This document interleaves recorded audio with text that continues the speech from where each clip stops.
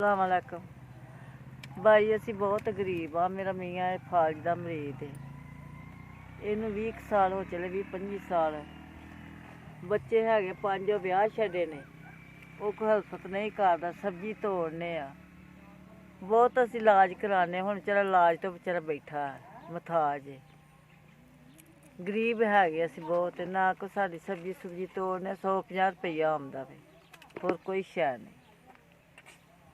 ਦਿਹਾੜੀ ਹੈ, ਦਵਾਈਆਂ ਬਹੁਤ ਮਹਿੰਗੀਆਂ ਨੇ ਤੇ ਲੈ ਨਹੀਂ ਸਕਦੇ ਹੈਗੇ, ਤੇ ਥੋੜੀ ਸਾਡੀ ਹਲਫਤ ਕਰਨੀ ਚਾਹੀਦੀ ਹੈ, ਹੋਣੀ ਚਾਹੀਦੀ। ਉਹਦੇ ਖਰਚੇ ਮਾਲ ਜਾਲ ਨਹੀਂ ਪੂਰਾ ਹੋਇਆ ਜਾਂਦਾ। ਆਖਿਆ ਨਾ ਵੀ ਅਸੀਂ ਬਹੁਤ ਮਾੜੇ ਤੇ ਇਹਨਾਂ ਦਾ ਇਲਾਜ ਸਾਡੇ ਕੋਲ ਨਹੀਂ ਕਰਾ ਸਕਦੇ। ਦਵਾਈਆਂ ਬਹੁਤ ਮਹਿੰਗੀਆਂ, ਸਾਡੇ ਕੋਲ ਵਿਚਾਰੇ ਗਰੀਬ ਦਾ ਇਲਾਜ ਨਹੀਂ ਹੋ ਸਕਦਾ। ਟੱਟੀ ਪਿਸ਼ਾਬ ਅਸੀਂ ਆਪ ਧੋਨੇ ਆ, ਖੁਦ ਪੈਂਪਰ ਲਾਉਂਦੇ ਆ। 70 ਸਾਲ ਦੀ ਉਹ ਹੈ, 60 ਦਾ ਮੈਂ ਵਾਂ ਤੇ 70 ਸਾਲ ਦੀ ਉਹਦੀ ਉਮਰ। ਗੁਜ਼ਾਰਾ ਨਹੀਂ ਹੁੰਦਾ। 5000 ਮਿਲਿਆ, ਜਿੱਥੋਂ ਵੀ ਮਿਲਿਆ ਖੈਰ ਉਹਨਾਂ ਦੀ ਭਲਾ ਹੋਵੇ। ਅੱਲਾ ਉਹਨਾਂ ਨੂੰ ਬਹੁਤਾ ਦੇਵੇ, ਜ਼ਿੰਦਗੀ ਦੇਵੇ। ਇੰਨਾ ਕੁ ਦੇ ਜਿਵੇਂ ਥੁੜਕੇ ਨਾ ਪੈਣ, ਜਿਵੇਂ ਨਹਿਰਾਂ 'ਚ ਪਾਣੀ ਜਾਂਦਾ ਇੰਨਾ ਕੁ ਦੇ।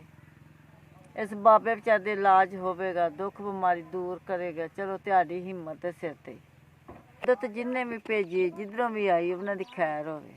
ਮਾਂ ਪਿਓ ਦੀ, ਧੀਆਂ ਪੁੱਤਰਾਂ ਦੀ, ਬੱਚਿਆਂ ਦੀ ਖੈਰ ਹੋਵੇ। ਜਿੱਥੇ ਵੀ ਇਹ ਖੁਸ਼ ਰਹਿਣ, ਬਾਦ ਰਹਿਣ।